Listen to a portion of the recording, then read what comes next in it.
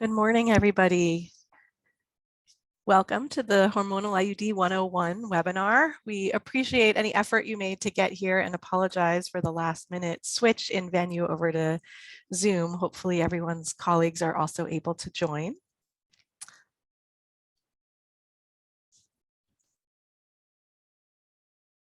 Okay, next slide. For those of you joining us who are Francophone, we have live interpretation in French, and on the screen you can see the instructions to select interpretation. You can then choose French, and then you mute additional audio.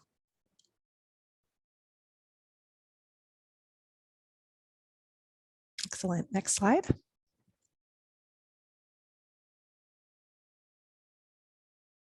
Wonderful. A few logistics before we get started. We have a Q&A button that you can use to ask questions throughout the presentations. We'll be collecting all questions, and we have a robust time for Q&A at the end of the webinar. Any short questions, some of the presenters will be able to address directly in the Q&A. This meeting is being recorded, and both the recording and the slides will be shared at the end of the webinar. Next slide.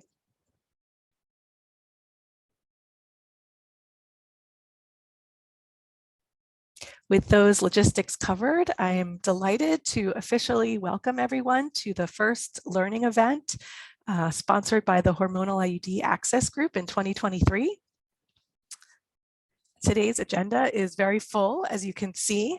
After these welcoming remarks, we will have an introduction of the Hormonal IUD Access Group and the overview of the scale-up efforts to date, followed by a brief session on the key characteristics of the Hormonal IUD and key research findings. We will then move into a product roundtable where the 3 products that are approved by stringent regulatory authorities will be discussed by the suppliers of those products. Next, we will move into a short session on procurement considerations from the 2 major global procurers, USAID, GHSC, PSM, and UNFPA. If that's not answered all of your questions, we then have some time at the end for the Q&A. And then we will be closing up with a few closing remarks from Mark Barone from the Bill and Melinda Gates Foundation. Again, we are delighted to be welcoming you here today. This event is co-sponsored by the Hormonal IUD Access Group. The Access Group is a consortium of governments, donors, manufacturers, procurement agencies, researchers, and service delivery groups. We are also delighted to be co-sponsored in this event today by FP 2030. For those of you who don't already know, FP 2030 is a global movement dedicated to advancing the rights of people everywhere to access reproductive health services safely and on their own terms. As the successor to FP 2020, it is the only global partnership centered solely on family planning. FP 2030 preserves the best of FP 2020 while embracing changes that emphasize country leadership, inclusion, equity, transparency, and mutual accountability. A huge thanks to FP 2030 for your co-sponsorship of this event. With that background, I am delighted to introduce our first speaker, Megan Gomes. Megan is USAID's Biomedical Program Advisor in the Office of Population and Reproductive Health. She is a point of contact for USAID's efforts to introduce the hormonal IUD in new countries and sits on the Hormonal IUD Access Steering Committee and Operations Subgroup. Welcome, Meg. Thank you. My name is Meg Gomes, and I am so pleased to welcome you to this webinar today. I'm going to be starting us off with a brief overview of the Hormonal IUD Access Group and its role in scaling up this very important method. Next slide.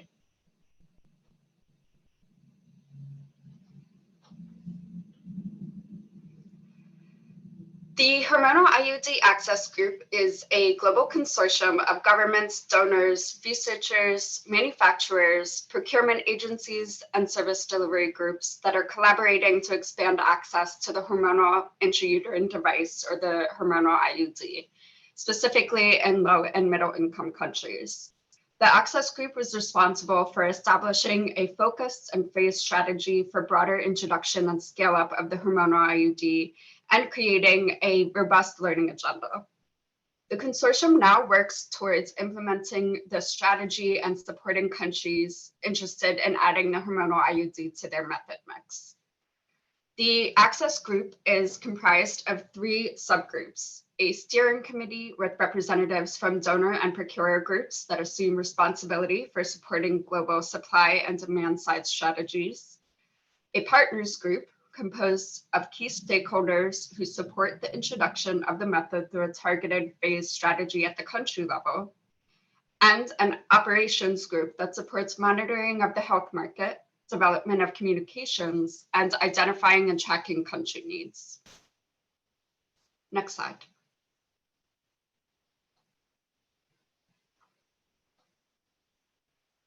One of the original goals of the Hormonal IUD Access Group was to achieve consensus among a diverse group of stakeholders on priority research and evaluation questions regarding the market potential of the hormonal IUD in low and middle income countries. A global learning agenda for the hormonal IUD was developed with priority research questions and agreed upon indicators.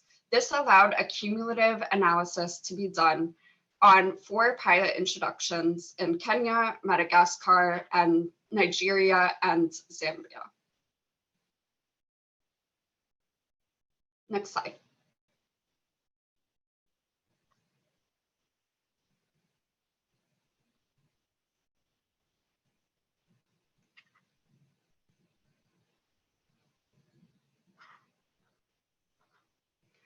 So the results from these pilot studies were extremely promising. Cumulative continuation rates for the hormonal IUD were consistently high, ranging from 81 to 95% at 12 months. Satisfaction with the hormonal IUD was also very high, with 80 to 98% of participants reporting being satisfied or very satisfied with the method. The positive method attributes most commonly reported by users included effectiveness, long duration, convenience, reduced bleeding, and fewer side effects. Because of the coordinated work by the Hormonal IUD Access Group and the emerging evidence, governments in several countries have decided to scale up the hormonal IUD in the public sector. Next slide.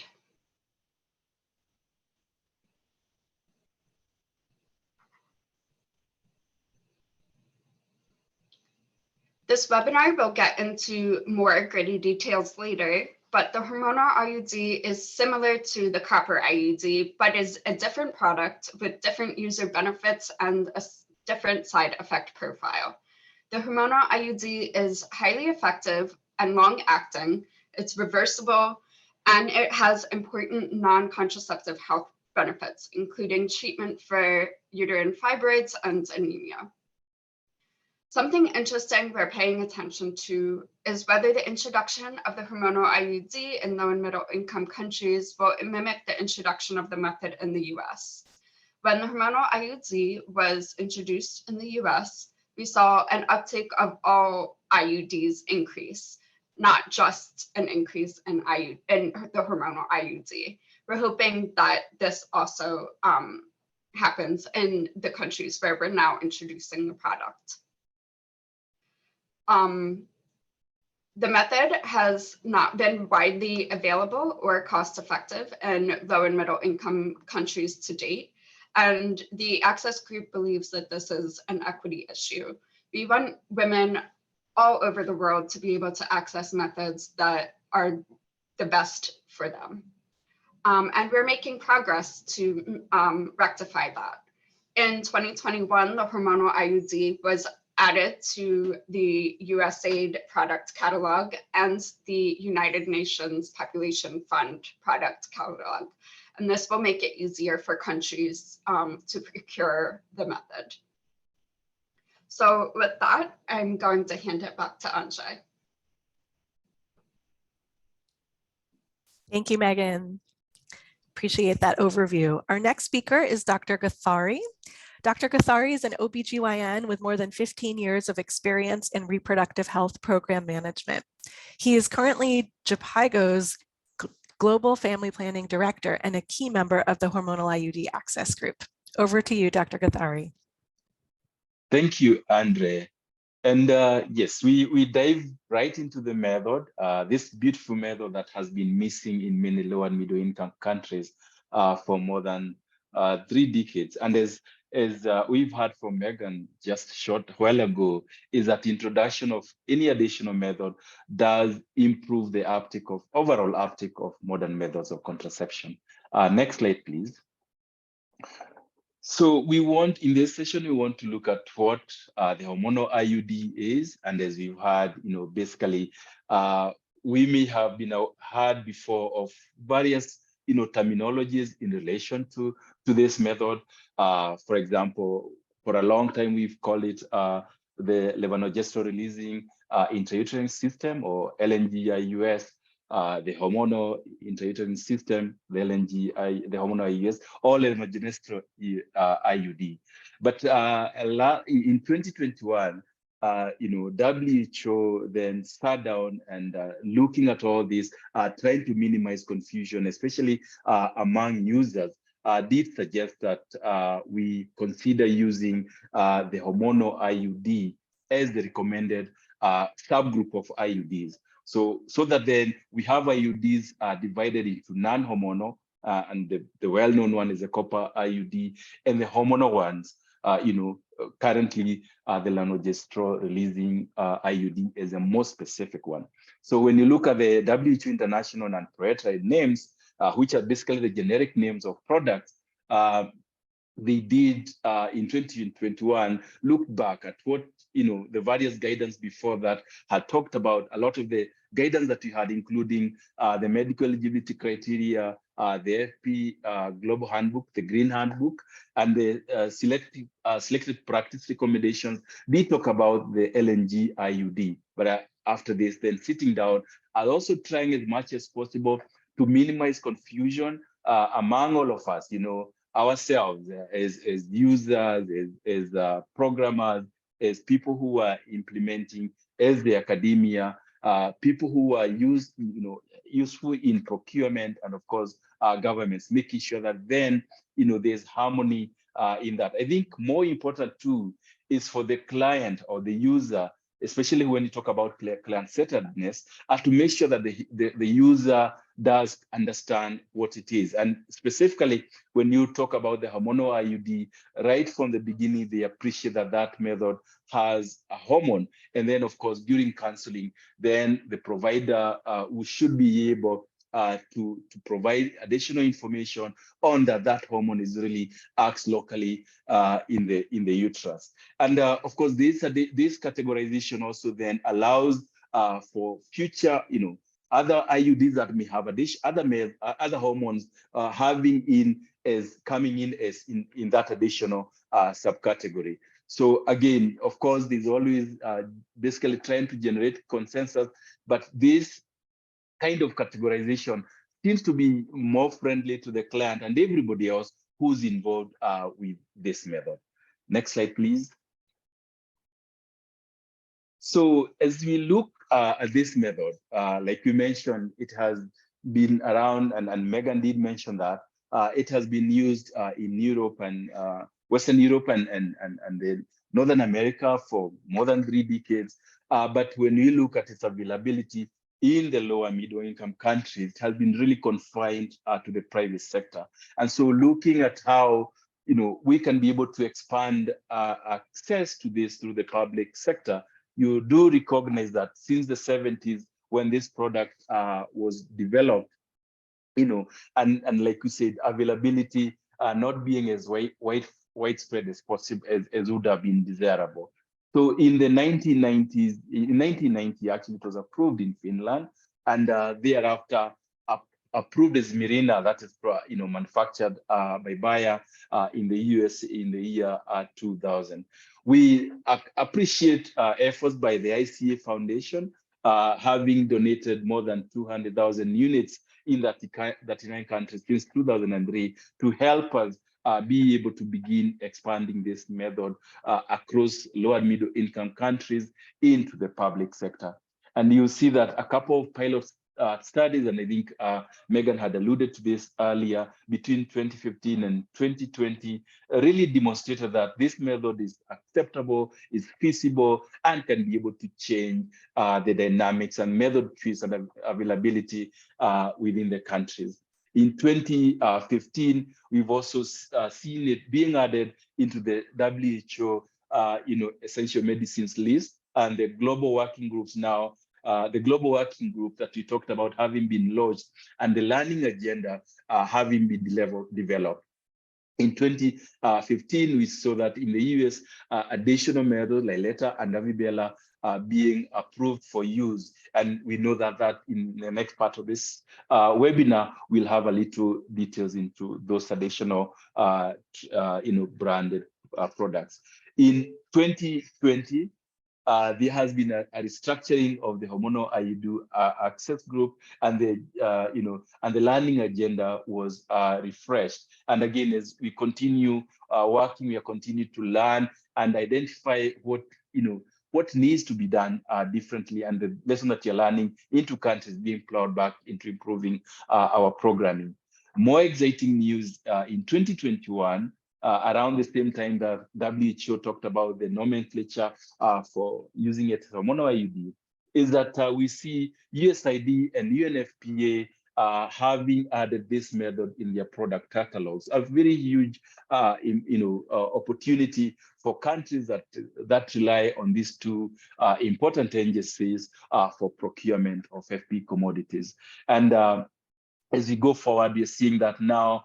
Beginning last year and going forward, you're seeing begin to see countries are moving forward from demonstration or pilot projects to national rollouts, coming up with product introduction plans and costed plans, and having them already beginning to include it in their procurement plans. So this is exciting. And as we go forward, we can only hope that, the traction that you're beginning to gain will spread across additional countries. Next slide, please.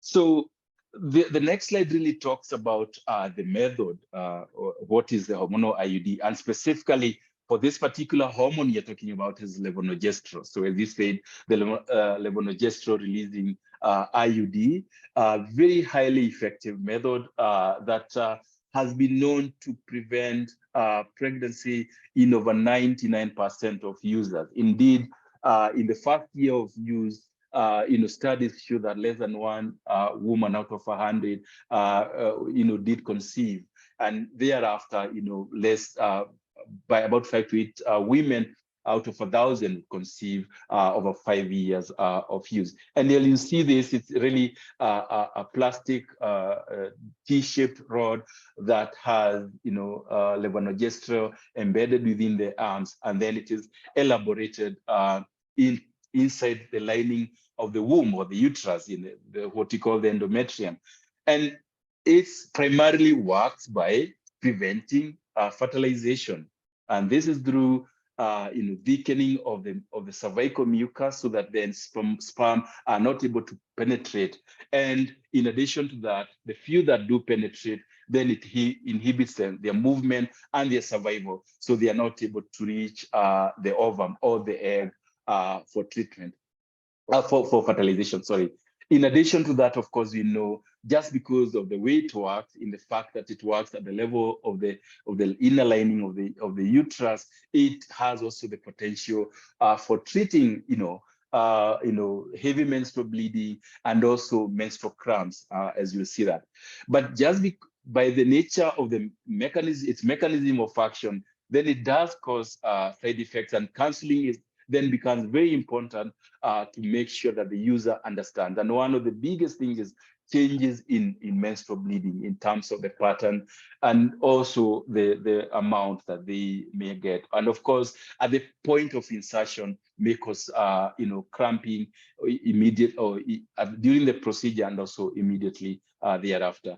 And less commonly, because a little bit of it may get absorbed into the systemic circulation, you may get a little bit of the same hormonal side effects that the levonorgestrel can cause, some headaches, breast tenderness, and acne. But this is much, much rarer and less common. And of course, as we go forward and beginning seeing different preparations of the method, in terms of the amount of levonorgestrel, then we start seeing different, changes in terms of these side effects. Next slide, please. And in the next slide, we have already mentioned, basically this is just a visual to remind us its mechanism of action on where it works. And like you said, it works really locally at the lining of the uterus by preventing first at the level of the cervix, making that cervical mucus plug thick and impenetrable to sperm, and then also preventing fertilization by any sperm that may escape. But because as a progestogen, also it may make the lining of the inner lining of the uterus thin, endometrial thinning, and consequently what you've been talking about, making bleeding less and so changing the patterns. Next slide, please. And of course, with that, and as we said, we know that long-acting reversible contraception is one of the most beneficial methods. And we know that its long duration of use that currently has been approved to as long as 8 years, but depending on the type of the manufacturer and the approval that they have received, we know that ranges from 3 to 8 years. But we also know that really, once it is inserted, even though it requires a health provider to insert, once it is inserted, the client or the partner do not require any additional thing. And return to fertility after removal is super. It's perfect, it's quick, and it's 100%. But like you said, menstrual bleeding may become less, may reduce menstrual pain, the cramping, and the risk of pelvic inflammation, and also endometrial cancer. In fact, there are also data suggesting that IUDs broadly may also reduce the risk of cervical cancer. But of course, cervical cancer is caused by HPV, so screening and vaccination currently for eligible girls. Of course, like you said, in terms of some of the obstacles or challenges that clients make, is that it requires to be inserted by skilled provider, whom then requires to perform a pelvic examination, and that may also, at the point of insertion, we said, may also cause a little pain. We also did mention that it has been less well known than the copper IUD, especially in low and middle income countries. And so there may be a lot of myths and misconceptions around it. That means then we have a lot more work to do in terms of making sure that we address them and provide information proactively. And we talked about changes in the periods, including not bleeding at all. And you also know that, like many other methods that are not barrier, it does not protect against sexually transmitted infections, including HIV. So important when you're providing that counseling to make sure that the client does understand that. Next slide, please. And in the next slide, really, and when you look at the medical eligibility criteria, we look at basically it's suitable for all women, basically, whether they of any age who are, who require contraception, whether they have been parents or not, whether they have children or not, whether they're breastfeeding or not, whether they are married or not, postpartum, especially immediately after delivery within the first 48 hours, and because of insertion, and thereafter at 4 to 6 weeks, whether they are breastfeeding or not, or whether immediately post-abortion or post-miscarriage, it can be provided and should be provided as a method, of course, within voluntarism and informed choice. And it can be, after insertion, the client can do the usual work, the regular things. And obviously, yeah, like we said, women with HIV, of course, you don't want to insert in a woman who has an active STI. The important thing is to fast it so that you minimize the risk of pushing, the infection further into the pelvis.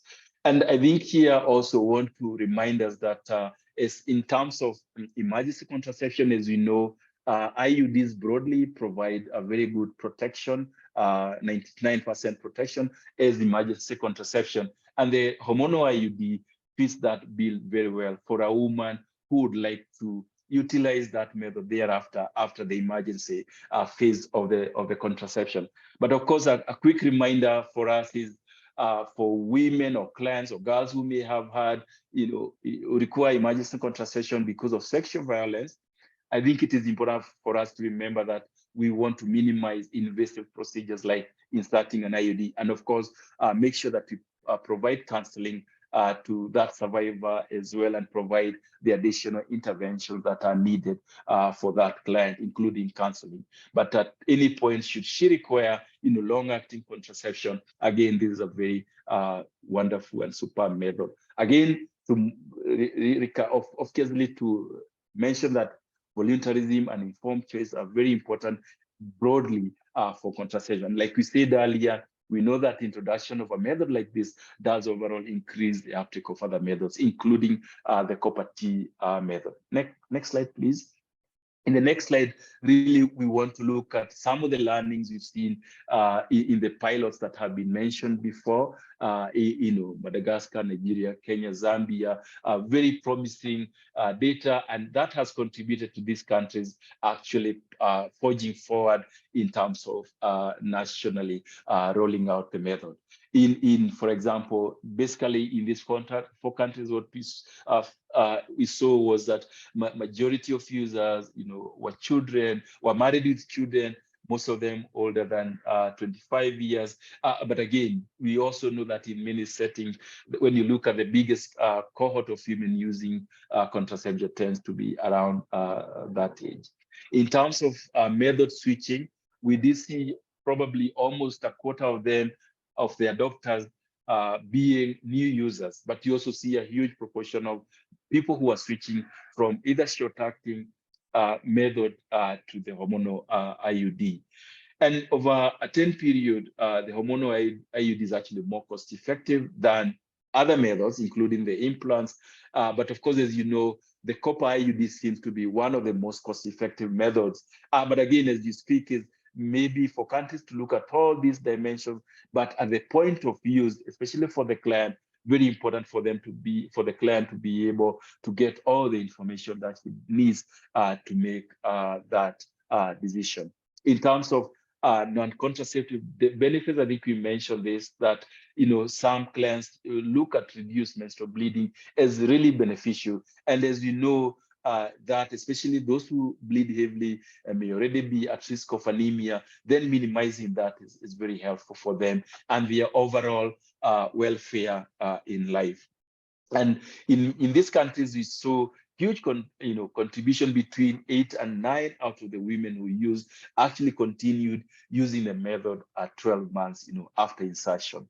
And basically, again, a very high satisfaction, close to 100%, being very satisfied or very satisfied with the methods. And one of the things they liked is, its effectiveness, long duration of use. Of course, some of them, the shorter or the longer duration, it really depends on what particular circumstances that client in, convenient of use, and of course the side effects that we've talked that are really, really minimal. And also once they're cancelled effectively, to understand why the changes are occurring and what it means for them, we see that minimizing discontinuation. Of course, as always, making sure that our counseling administration is sufficient, is adequate, and then the client has a mechanism to be able to, for follow-up in case she has questions or she has issues, there's somebody who's able to provide that information and additional counseling.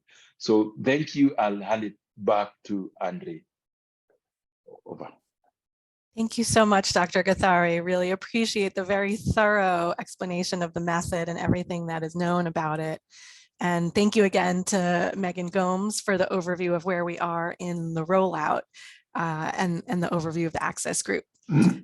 After this overview, our next portion of the webinar is to discuss quality assured products. And we'll be hearing from 3 suppliers of the quality assured products from Bayer, Medicines 360, and the ICA Foundation. Next slide, please. Before I introduce our first speakers in this section, I wanted to mention that the products discussed today are not the only hormonal IUD products. There are numerous other hormonal IUDs. The ones today that are in this panel are those that have either been approved by a stringent regulatory authority or pre-qualified by the World Health Organization. These requirements are often necessary to be procured by the global procurers and therefore lead to the products being more widely accessed. And with that caveat, I'm pleased to introduce our 2 speakers from Bayer. The first is Thomas Faustmann.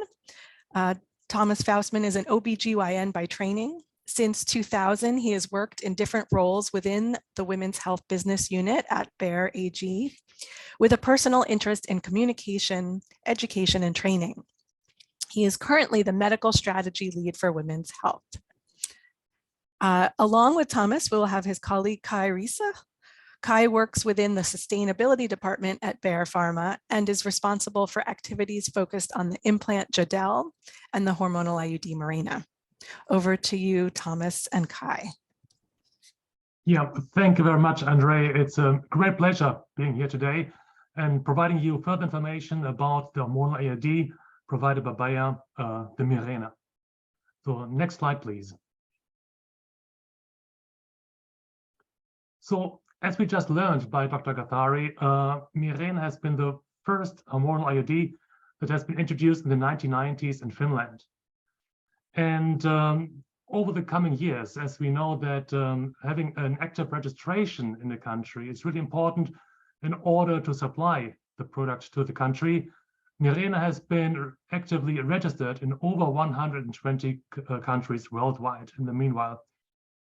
But in addition to that, Mirena is also the only hormonal IUD that has received the pre-qualification by the World Health Organization. So in case the product has not an active registration in the country, in the rare case, you can always refer also to the WHO PQ that really is making the importation process much easier. And as said, we have a long heritage of this product as has been co-developed, and that has led us that we have gained over 280 million women years of experience. And in addition to that, also the scientific community has been really active in exploring the Mirena. And that has also led that over 6,000 publications in over 20 languages have been published on Mirena-related subjects. So Mirena has been marketed for over 30 years now. And with that, I'm handing over to my colleague, Thomas. Next slide, please. Yeah, thank you very much, Kai, and thank you for inviting me and also allowing me to give you a little bit of an oversight. So yeah, as just said, 2 years ago, there was Mirena's 30th birthday, and I want just to highlight 2 new publications which came out for the birthday. And the one really summarized not only the development, but also the aspects of social changes which were related to the availability of a long-acting product on the market. And then even more important, I think, Mirena is not only contraception. There are a couple of other features or aspects related to it. And in those 2 papers, there was a nice summary, and we agreed upon that we will share those papers with the audience here, because they are anyhow free access papers. Next slide, please. But let's have a look into Mirena again, and many of the aspects were just mentioned, so I can probably keep it quite short, and thanks to Dr. Gathari for this very nice and sophisticated lecture. So Mirena was the first LNG iOS on the market, as discussed. And you see if the features are well known. It's a small intrauterine device, only 3 centimeters. It's combined a T-shape body with a reservoir, which has 52 milligrams of levonorgestrel. I think the beauty, the technology innovation was the creation of a reservoir which on a very stable level releases LNG over many years. And the original label or the original approved duration was 5 years. But you're all aware this meanwhile was increased to 6 and in some markets already 8 years. The regulatory processes of the extension are ongoing. But we are proud, or we are convinced to say that 8 years of use is absolutely feasible, or that's already proven. There are some other elements mentioned here. Mirena doesn't have a ring, why is this mentioned here? Because other LNG IOSs do have this ring, and this makes it easy to differentiate in ultrasound or MR, for example, because it was mentioned other products only have 3 years of use. So that's if they are available, it's very important for the physicians to be able to differentiate. Next slide, please. Some of the data or some of the aspects were mentioned already, but something which is very important is Mirena comes with an Evo inserter. Mirena is a device, and to bring this device inside of the uterus, you need also an inserter, and that's something which also was developed over time or improved. The so-called Evo inserter really shows a very user-friendly ergonomic design. It's very intuitive. You can use it with one hand, and the design is similar to the probe which you usually use, which every gynecologist, of course, is very familiar with.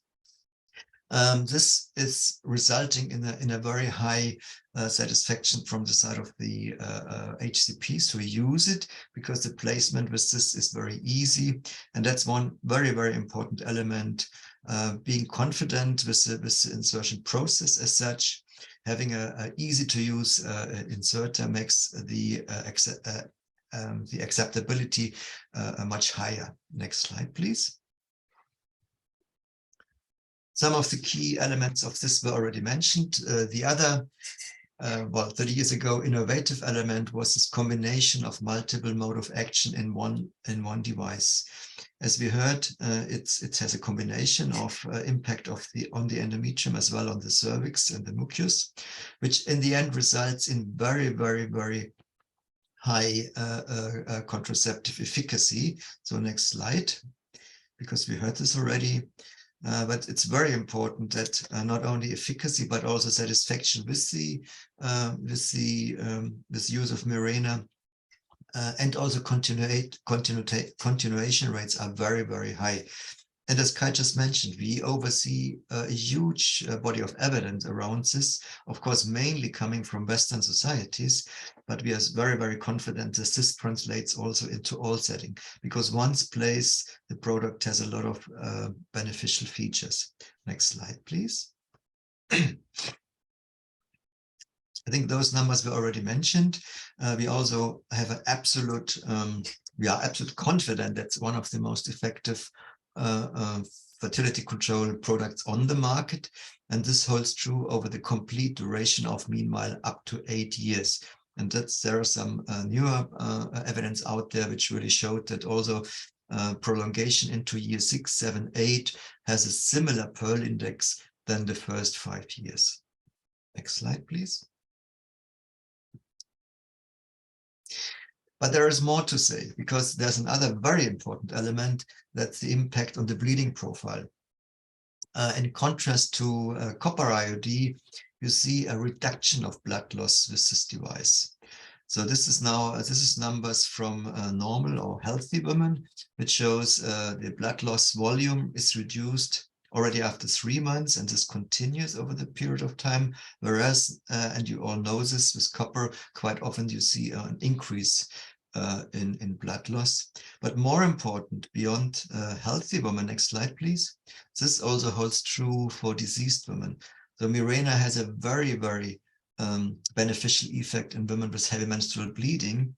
And the original idea was using this primarily in idiopathic HMB patients. But also with specific indications like adenomyosis, there's more and more evidence it's effective. And here you see those impressive numbers. Those are patients who really have proven HMB. We have very solid evidence. And you see a reduction of more than 90% over a period of time of 1 year. So you really can do a therapeutic effect in HMB patients. And I think that's something which is of extreme relevance in many countries, especially, for example, in Africa, where you see much more patients with HMB due to fibroids. And I know, of course, fibroids is a contraindications, but if you are an experienced physician, there are ways to also place it in certain patients with fibroids. So next slide. So that's really resulted also the recommendation in the several guidelines. For example, the NICE guideline in the UK recommends this as a first option for HMB. And now I give the word back to Kai to summarize some of the features and also bring us to the training aspect. Yeah, thank you, Thomas. So as Thomas just alluded and also Dr. Gathari highlighted, it's not only a contraception, a long-acting contraception, but it also offers benefits that goes beyond the pure contraception with the treatment of heavy menstrual bleeding and also the other benefits. And it's something really unique that also needs to be highlighted, but also they need to explain to the patient. And if you can go please to the next slide, please, and directly skip this slide and go to the next slide. It's really important that we empower the healthcare workers to equip them with the tools and information that they are confident and competent, not only to do the insertion properly, but also have the information to do the counseling properly. Because it's really important, especially with this hormonal IUD, that the patient will be counseled, especially with regard to the bleeding change or the possible change in bleeding profile. And here, if you go to the next slide, please, we are really happy that we are dedicated, that we have also provided a dedicated slide deck, really that informs about the different aspects of Mirena, that explains the different characteristics of Mirena, the clinical profile, but also has a chapter on counseling items, and also is informing about the insertion procedure with the specific EVO inserter as well. And this slide deck is available at the Hormonal IUD website. We'll go to the next slide, please. It's also important to highlight again that there are several training options available, depending on the setting where the trainings are conducted, depending if there are masterclass trainers or healthcare workers will be trained. And just to highlight here the different options that are available, from the easy to use uterine disc model up to the virtual training module, where also licenses are available through the Hormonal IUD Access Group, and also going further to the pelvic simulator, which is really sophisticated and lifelike experience simulator that can be used, for example, also in master trainer sessions as well. And with that, I thank you very much for listening to us, and hand over back to Andre. Thank you so much, Thomas and Kai. Appreciate it. Our next speaker is Jill Keysbury. She is the Senior Director of Global Access at Medicines 360, which supplies the hormonal IUD Avibela. Jill leads the organization's efforts to expand access by working with ministries of health, distribution partners, and procurers to ensure product availability, quality, and affordability. She has nearly 20 years of experience expanding access to contraceptives across Africa. Over to you, Jill. Thanks, Andre. I'm really happy to be here today. And next slide, please.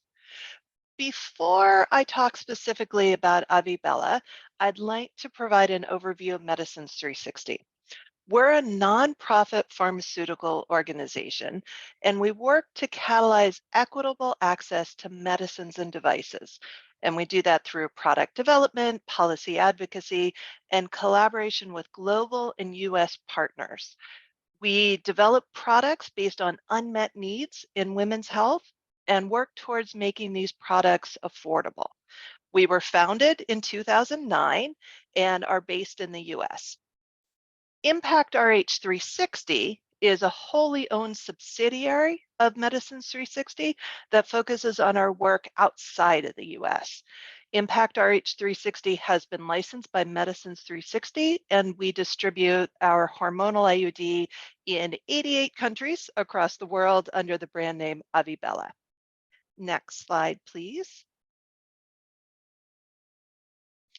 So people often ask what it means to be a nonprofit pharma, and let me provide a brief overview of how we work. Because we don't have shareholders and we don't need to maximize our profits, we can make decisions that are driven by unmet needs and equitable access to critical health products. So as you see in this model, our work began with an investment from philanthropy, and that provided the seed capital to develop our first product, a hormonal IUD. And you heard Dr. Gathari mention that earlier. We conduct research and analysis, product development and registration, and we look to distribute our products using a total market approach.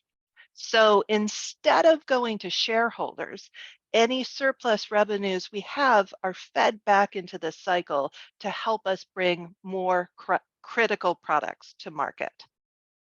Next slide. Like all the other products you'll hear about today, Avibella is a quality assured hormonal IUD that contains 52 milligrams of levonorgestrel. It's indicated for contraception and heavy menstrual bleeding. It's manufactured in Belgium, and we're working to make the product available in Africa, South and Southeast Asia, Central America, and the Caribbean. Next. The clinical data on contraceptive efficacy for Avibella come from the Access IUS trial, which ran for 10 years and ended in 2021. This trial included over 1,700 women ages 16 to 45, 58% of whom had never given birth and had a broad range of BMIs, including 25% of women who were classified as obese. The key clinical characteristics, like we've heard earlier, include it's more than 99% effective in preventing pregnancy for up to 6 years of use, depending on local regulatory approvals. Avibella is also effective at treating heavy menstrual bleeding.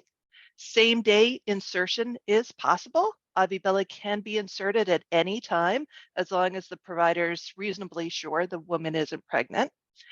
And Avibella doesn't appear to alter the course of fertility after removal.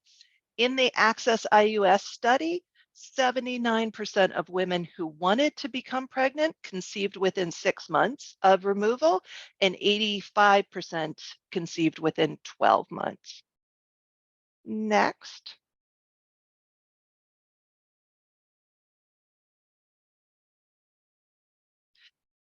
Avibella includes the IUD itself and can be made available with either a two-handed or a single-handed inserter. This photo shows the IUD with a two-handed inserter, which is the most widely available inserter. We currently supply Avibella with the two-handed inserter through the global procurement products, and it's currently registered in multiple countries. Next slide. Avibella is currently approved in most countries for up to 6 years of use. As new data become available from the Access IUS trial, we've been able to extend the duration of use. So initial Avibella approvals were for a 3-year duration of use, and then we've been able to subsequently extend to 5 years and then to 6 years to reflect the new data. And ultimately, as I'll mention in the next slide, we're planning now to extend for 8 years. The shelf life of Avibella is 60 months or 5 years, which is the amount of time Avibella can sit on the shelf before being inserted into a woman. It's important to note the distinction between shelf life and duration of use. For example, a unit can be stored for up to 5 years and then inserted and used for up to 6 years. Of course, providers should always check the expiry date and shouldn't insert it if the expiry date has passed. Next. We're very pleased to share that this IUD, under the US brand name Avibella, was approved in November 2022 by the US FDA for up to 8 years of use. And as I mentioned earlier, in line with these new data, we plan to extend the approved duration of use of Avibella to 8 years as well. But please note, Avibella is not yet approved for 8 years of use in any country quite yet. Next slide, please. Avibella was first registered in 2018 in Madagascar and Zambia as part of the pilot activities that we heard earlier. And since then, we've really quickly increased the number of countries where it's received regulatory approval. As of today, we're registered in the 7 countries pictured in bright purple on this map. They're Madagascar, Kenya, Nigeria, Rwanda, Tanzania, Uganda, and Zambia. We've got additional registrations pending in 8 countries right now across Africa and Asia. And Avibella can be made available in any of the 88 countries shown in dark purple on this map, which includes countries in Africa, Central America and the Caribbean, and South and Southeast Asia. You can find the full list of countries where Avibella can be made available on our website, avibella.com. And in countries where it's not yet registered, we're able to supply the product under an import waiver. To enable the broadest possible access to the product, we have a tiered pricing strategy for different segments of the market. So as part of this, we're able to offer Avibella at a subsidized price of $9.50 per unit through 2024. And this price is for all units offered through the global procurement catalogs and ordered on behalf of eligible public sector programs, not just ones in the countries where we're registered. So next. And finally, we offer training resources to support the introduction of the product on our website. And this is a screenshot from our website, so you'll find this when you go there. You can find resources in English, French, and Spanish. We have an insertion and removal slide deck and an insertion training video. And upon request, we can also provide a clinical trainer. Next slide. Before I end, I'd like to share some important safety information on Avibella. I won't read through each of these slides, but you can find all of this information on avibella.com. And please refer to the approved labeling in the country of use for the full safety information. Next. Contraindications. Next. Special warnings and precautions for use. Next. Next. Pregnancy-related risks. And potential adverse reactions. Next. So please visit our website, avibella.com, for more information on any of what I've spoken about. And please feel free to reach out to me directly at the address shown here. Thank you.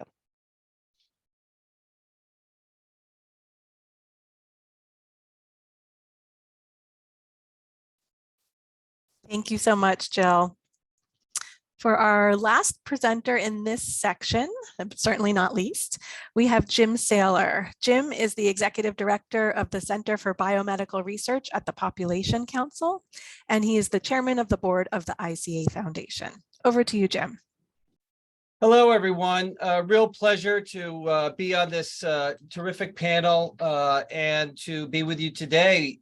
I am the Executive Director at the Center for Biomedical Research at the Pop Council. So I'm here in my office in New York City on the campus of Rockefeller University, where our CBR, as we call it, has been here since 1956. Developing originally long-acting reversible contraceptives like Mirena and the copper T IUD and Norplant and Jadel.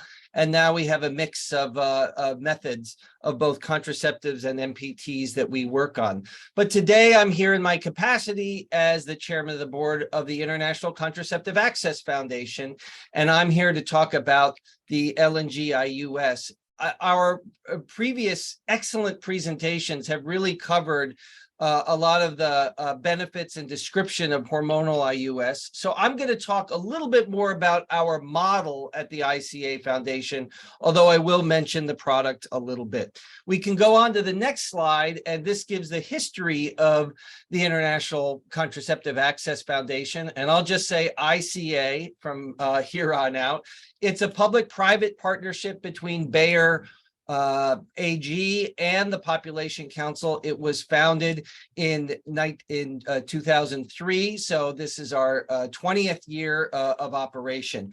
The hormonal IUD was developed, Mirena, by the Pop Council and Bayer, and approved, what is now Bayer, and approved, as you heard, by the FDA in 2000. And it's similar to Mirena, but the LNG-IUS is exclusively produced by Bayer for the ICA Foundation in lower and middle income countries. We can go on to the next slide where I'll talk about what our model is. So the ICA Foundation has a very focused mandate. Our model and mandate is that we take donations of the LNG-IUS and we distribute them to projects throughout lower and middle income countries. And I'll show you a map of where those are around the world. And our goal is to have these products delivered free. The products themselves are always delivered free. We don't charge for the products, and that the providers don't charge for the products themselves either. Some providers charge a small fee for the work around the insertion, but not for the product itself. Our hope and our goal, our mission, what we're trying to do is to focus on vulnerable populations wherever we can, to maximize the use of our resources. We don't have programming dollars or funding to give to projects. So our asset are the actual LNG-IUS devices themselves. And so we want to make sure as many of those get distributed as possible and women have access to fantastic method. And of course, another is to increase awareness of and access to the method. We can go on to the next slide where there will be a description of the LNG-IUS. You can see very similar to what you saw with Mirena. It functions in the same way. The mechanism of action is the same, which will go on to the next slide and describes the mechanism of action. And it's approved for 5 years of contraception, although I note it's similar to Mirena. To go on to the next page, you're going to see the main difference between the LNG-IUS and Mirena, which is the inserter. So it uses the traditional two-handed inserter, not too dissimilar from what's used with a copper T IUD, which is actually helpful in many of the places that we donate, because a lot of times our organizations who are receiving our products, often the LNG-IUS is the first hormonal IUD that they might have experience with. So it uses the two-handed inserter. This product, as with Mirena, are made on the same production line, actually, as Mirena in the factory in Turku, Finland.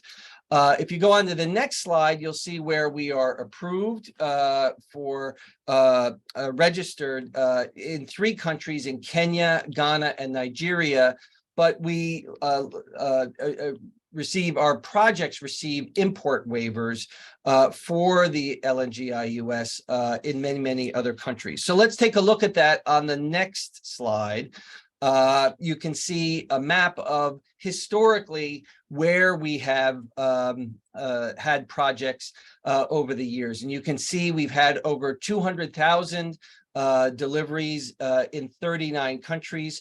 One of the things you may notice about this is that we have projects that really do span the lower and middle income countries around the world. We're open to any applications from organizations in those places. And it was just this year on our 20th anniversary that we surpassed the 200,000 delivery. In fact, that just happened in the last few weeks. So that's really exciting. This picture shows the blue are active projects, the yellow are inactive ones. If we go on to the next slide, we will see a little bit more about where this just focuses on our active projects, and you can see with the numbers associated with them. And I think one of the differences and one of the things that we've been able to do as a foundation is we go in places where maybe sometimes the larger donors are not quite ready to do, and sometimes we go to places that are not on the roadmap or in the strategy for as many other some of the international donor community. So a lot of our projects, we've seen a lot of demand and interest in the LNG-IUS in South America and Central America, in addition to the places you would expect, South Asia and Sub-Saharan Africa as well. So managing 39 active projects is a lot to do. We don't have any full-time staff at the foundation.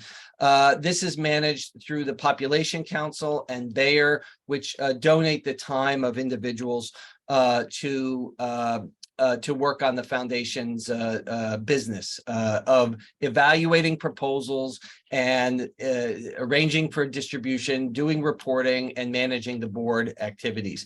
I think one of the things that we've been able to do as a foundation is to encourage the development of communities of practice. And we've done that in countries like Kenya, Nigeria, and Zambia. And we've often been, as I said earlier, one of the earliest providers of hormonal IUD to, in this case, the LNG-IUS. Sometimes it's the first time that these projects have any experience with this method. And we're able to do very relatively small donations as well, which is more a good way for it to start. It's kind of seed funding. It's funding in the sense of the devices for these projects.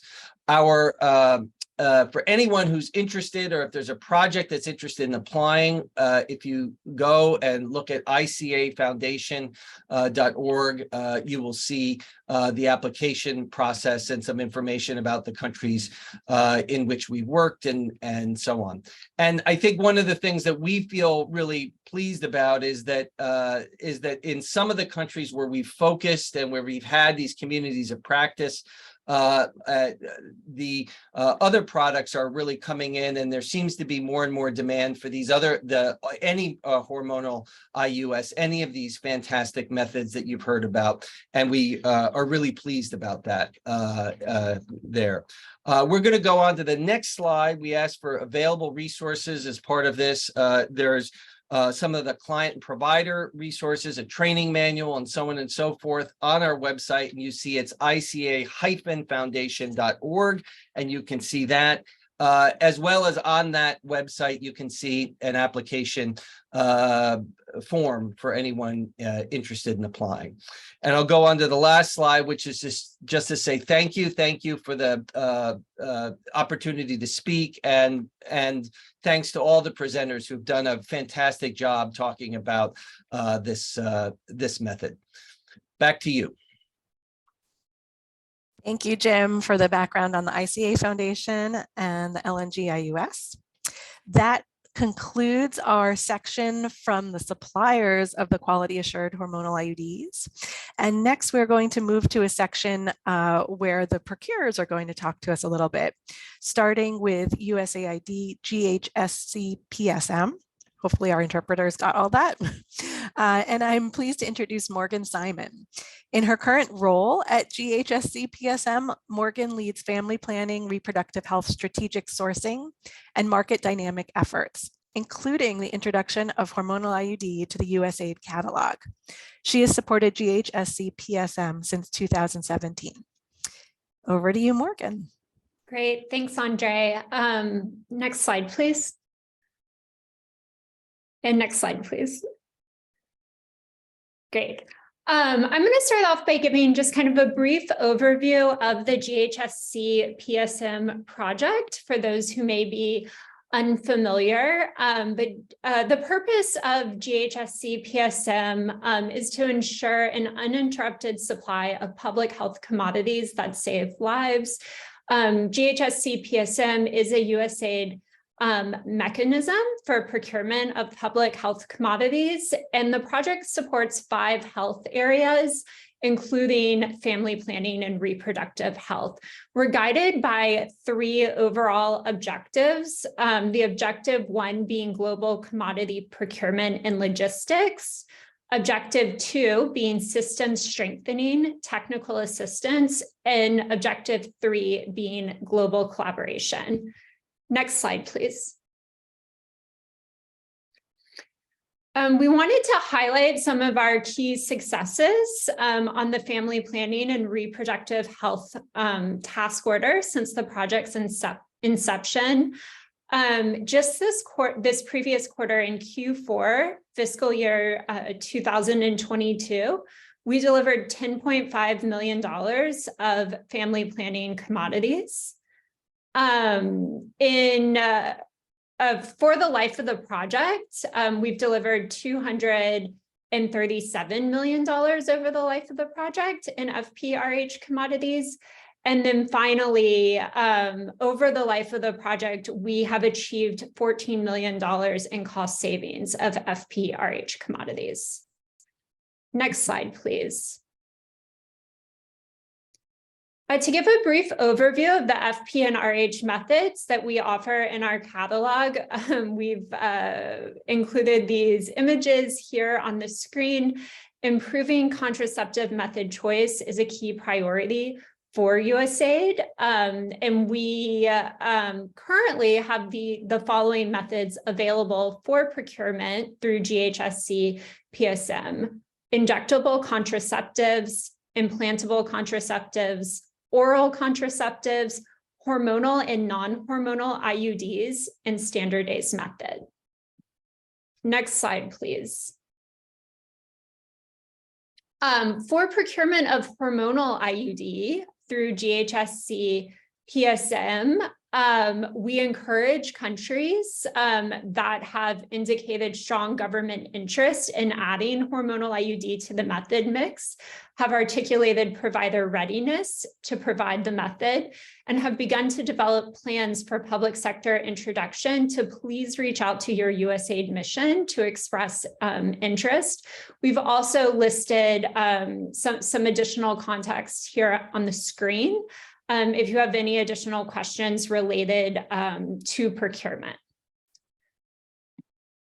Next slide, please. And then finally, some key considerations for countries interested in the procurement of hormonal IUD. We want to emphasize that we want to be able to ensure continued access of the hormonal IUD. And as such, country systems must monitor the movement of hormonal IUD throughout the supply chain. So from the central or regional warehouses and distribution centers to districts and point of care facilities. This would include distribution through the public health supply chain, as well as through social marketing organization. So we want to highlight this as a key consideration for countries interested in ordering hormonal IUD. And with that, that concludes my slides. Thank you, Morgan. Our next speaker is Stephen Mawa from UNFPA. Stephen is a member of the Hormonal IUD Access Group and head of demand and supply planning at UNFPA's Supply Chain Management Unit. He is based in Copenhagen, Denmark. He works closely with the UNFPA's Commodity Security Branch to coordinate UNFPA's technical assistance to countries on new product introduction. Over to you, Stephen. Thank you, Andre. Let me start with a confession and an apology. I must admit I never paid much attention when I first saw the agenda for this webinar. But when I look at the clock, it's now obvious I'm the one stopping all of you from having your weekend started. So with that in mind, I deliberately put up this slide so that if anyone drops off early, at least they can Google UNFPA's refreshed family planning strategy and get to know what we actually do or what we intend to do to expand product options and choices, including, of course, hormonal IUD that has been extensively discussed today. Next slide. So in operationalizing the UNFPA family planning strategy with respect to new product introduction, UNFPA promotes a human rights-based approach, which essentially boils down to informed choices and access to quality assured contraceptives. We also underscore the importance of gender transformative approaches that we know can hamper access to family planning. So to achieve this, UNFPA works closely with partners to coordinate our actions and resources, both at the global level as well as at the country level.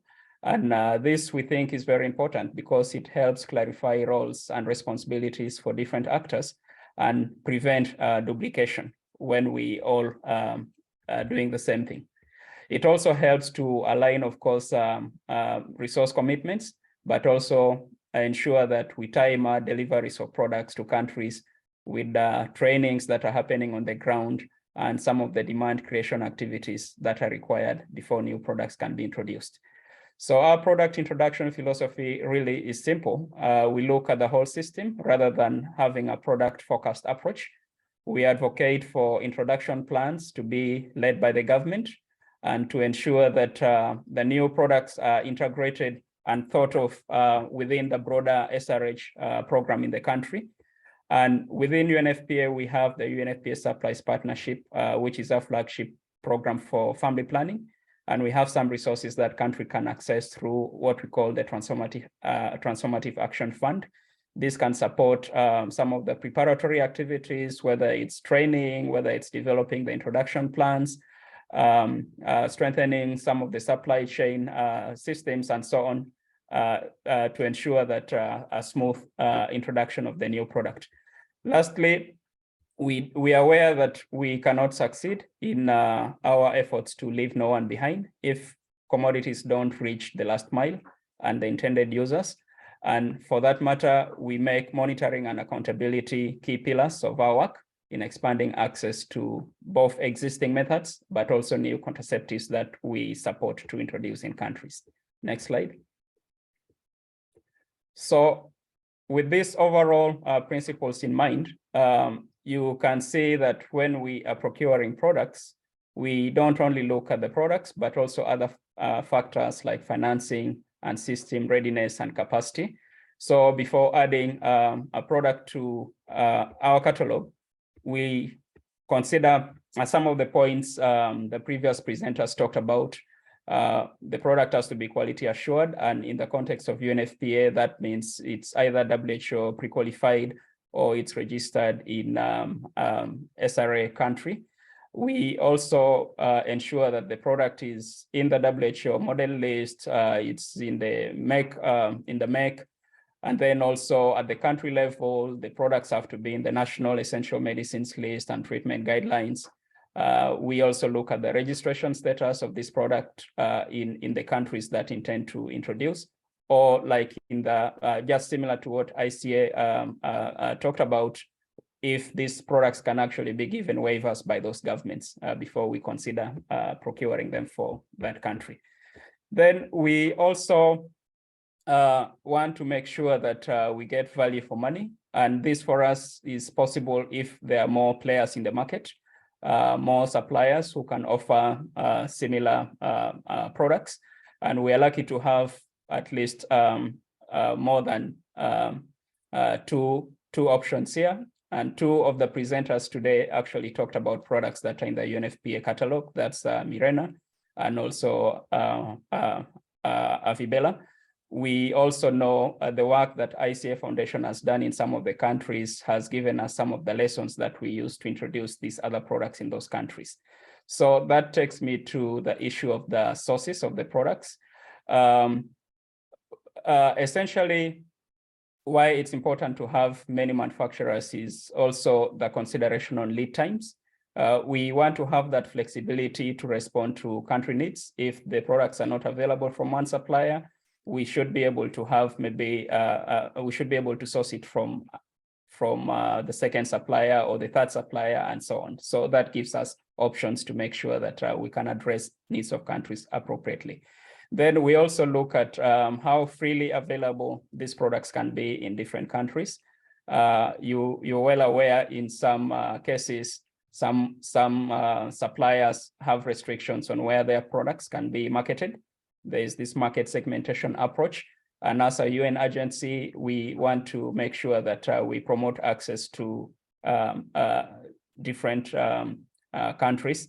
And that therefore means we need to take into consideration if there are some restrictions that can affect access to some of the countries that we work in. And of course, having the product is one thing, having a supplier is another, but somebody has to pay for that, right? So the other consideration for us is financing. What are the price points in the private sector and what the supplier is willing to offer for us to introduce this in the public sector? And then, of course, looking at long-term implication, if the pricing we are talking about can be sustained over a period of time, because it's a bit risky to introduce a product at a low price entry point, and then down the road, you know, it becomes quite expensive and we have to take it off our catalog. So we take some of those issues into consideration. And then once those issues are looked into, of course, it boils down to which country is ready to introduce the product. So we look at the system's readiness and capacity to introduce a new product in their method mix. And this is basically assessed on a case-by-case basis, and the Hormonal Access Group plays a very key role in this, in helping guide us and, of course, working with us to support those countries to have some of these requirements in place, like the introduction plan has to be there. There should be a capacity building plan. There should be plans for data management and so on. Yeah, because we would not want to provide a product in a vacuum, but rather have a system that is ready to absorb that, to ensure that it's distributed. You have service providers who are trained to administer them to users. And of course, for us to be able to monitor all that and get accountability for what we are provided. So in a nutshell, that is what we go through when we are looking at introducing a new product. And I'm very happy to say so far we have been able to introduce both Mirena and Avibela in some countries. And we are looking forward to a continued partnership, both with the suppliers, but also the stakeholders on the ground who are key to prepare countries, to support governments, and of course, work with service providers to get the products to users. Thank you. Thank you so much, Stephen. Next slide, please. As everyone has heard today, there's a lot to talk about with the hormonal IUD, and we've received a lot of great questions. We will not be able to get to all of them during the next few minutes, but before we start getting to them, wanted to just share that we will include written answers when we send out the slides and the recording of the webinar. We will also include all the questions asked and answered here today, as well as any that we were not able to get to. With that, I'd like to share with the panelists a question from an attendee who's asking about a cultural shift that they see happening, at least in the United States, among younger generations with a movement away from hormonal methods. And they've seen some articles and podcasts about young people who don't want hormones and who focus on some of the negative aspects like weight and concerns around other potential side effects. And a lot of anecdotes about people feeling like a good new person after they stop taking hormonal methods. The question for the panelists, with a particular interest in hearing from the OBGYNs, is whether this is a larger phenomenon, and I would add something that you're seeing outside of the United States in the settings we're talking about today, or if this is just something that feels prominent on social media. So I'll put that open to the panelists, whoever wants to jump in with a note that there's a particular interest in hearing from OBGYNs.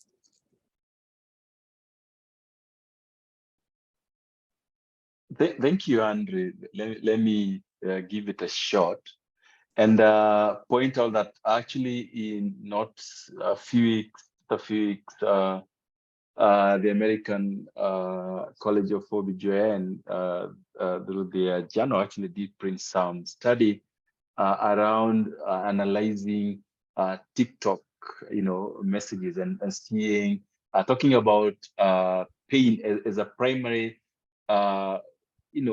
point for IUDs generally, like, that this is one point whereby then, users may find it difficult to accept the method. I think one of the things we know is that yes, there's pain, but there's also interventions that can be able, as the provider can be able to implement to make sure that there's minimal discomfort during insertion and immediately thereafter.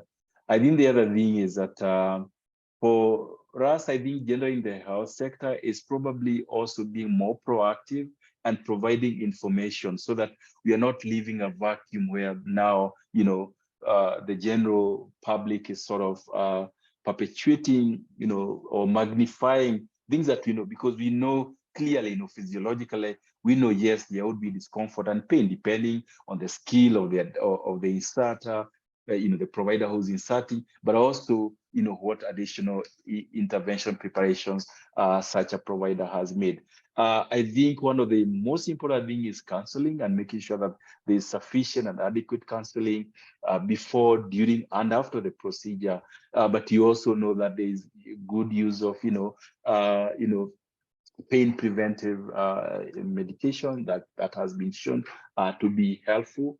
But I think also making sure that we know that for every good thing, the bad things tend to sell and move faster than the good things. I think even as you look at this, there are millions and millions of users of IUDs who really have no issues, have no problems, but we never get to hear about them because basically, they are not having any major issues. But having said that, I think, like you said, it is important to listen, to be able to provide sufficient information, but also allow the client. Ultimately, the client makes the final decision, but we should be present to provide all the information, including all that, and being very honest upfront and telling them what is likely to happen so that then they are able to manage that. But at the end of the day, the client then makes the decision on what method to use. The other point I would also probably point out is, at the end of the day, once they decide what is important, pregnancy prevention versus the discomfort, especially for a method that is this highly effective, I think then you sort of are able to work with the client to make that definitive and final decision. and they can always remove it at any point, including the same day if they do want to remove it. So I think that should really be available for the client. Over. Thank you, Dr. Gathari. Given that we're short on time, I'll roll two questions here into one, and these are more pragmatic questions. One is about if a Ministry of Health wants to start implementing hormonal IUD rollout or pilot activities in their country, what is step one? And another practical question that could be tackled in the same response is for any projects or countries that want to do training, what is the process for getting placebos for training? So invite particularly suppliers, procurers to answer that question about placebos and open that question to all about getting started with the hormonal IUD.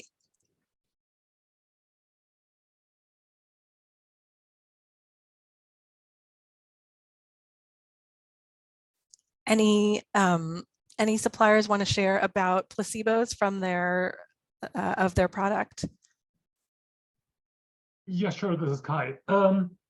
I think the best option regarding placebos, so we have committed to that we are providing demonstration units to support the training activities in the countries. And the best thing, or that's the procedure, is that the local CHI team is also involved, and then we coordinate the supply to the country regarding timelines when the trainings are conducted, so that we are supplying the products in good time that they arrive in the country prior to the trainings. Great. Thank you, Kai. And then from the procurers, if a country has not ordered before and wants to begin working with the hormonal IUD, any words of advice to their ministries of health or partners in those countries? Yeah, sure, Andre, I can try to respond from PSM's perspective. I would say one is that the first step for government partners would be to contact the Hormonal IUD Access Group. And Andre, I think you can provide that listserv information. It's info@hormonaliud.org. For countries specifically interested in ordering through PSM, we provided additional contact information on the slides that I had presented. Great. Thanks, Morgan. Yes, and that is the correct information, info@hormonaliud.org, and that will be shared again out with the slides and meeting notes. We have a few other questions we didn't get to. Some I see have been answered in writing, so thank you to all the panelists, and thank you to everybody who's joined today. To close us out in our few remaining minutes, I would like to invite Mark Barone from the Bill and Melinda Gates Foundation to just provide a few remarks on his views of the method and the future for the method. Just a brief note on Dr. Barone. He leads the foundation's work to discover and develop new contraceptive methods, as well as expand availability of new and existing methods in low and middle income countries. Over to you, Mark. Thanks very much, Andre. Wow, what an informative webinar. I want to thank the organizers and the speakers and all of the participants. I noticed at one point there were 159 people. I don't know if that was the highest number. Right now there are still 134 people. So thank you for sticking with us. I'm glad you didn't say, Andre, that I was going to somehow summarize the webinar, because I wouldn't begin to attempt to do that. I would just encourage everyone to look at the slides and other resources that were noted throughout these slides when you get them. I think there's really a lot of great information there. The Gates Foundation has previously supported learnings around the hormonal IUD through the pilot introduction programs in Zambia, Kenya, Nigeria that you heard briefly mentioned. And, we do see that there's great potential in this product. And we have been participating in the Hormonal IUD Access Group that you heard that both Andre and Megan mentioned a little bit about at the beginning since its inception. And I would just say that we have really appreciated the collaboration between that very broad group of stakeholders that Megan mentioned when she talked about it at the beginning. And, I think it's a great example of how collaboration by all these different stakeholders can, help bring a product to market into where, we see that it is today. And we're really excited about the first set of countries that now have the Ministry of Health approved introduction plans and are moving forward to introduce the scale and the method, introduce and scale the method. And I'm hoping that we, in maybe some future webinars, will hear a little bit more about some of the pilot introduction experiences, and then more about what is happening with the countries that are currently moving forward to bring the product to market, and that we can understand how to best utilize is what I know we all see as the scarce resources to get new products like the hormonal IUD to the market. And hopefully we can learn more about how to quickly, efficiently, and effectively scale new methods. So with that, I'll just say we're right at 9:30, and I'll just say thank you to everyone again, and enjoy the weekend, as some of you are closer to the weekend than others of you, like I am here in New York City, where I still have much of the day ahead. But thanks to all of you who stuck with us this long. It was really a great webinar. Thanks, Andre. Thank you, Mark, and thanks to all the panelists, all the participants, and the organizers behind the scenes who always do a lot of the work. And I'll just echo your wish for a wonderful weekend and the teaser for more to come from the Hormonal IUD Access Group with future learning events and more information. Thanks again, everybody. Take care.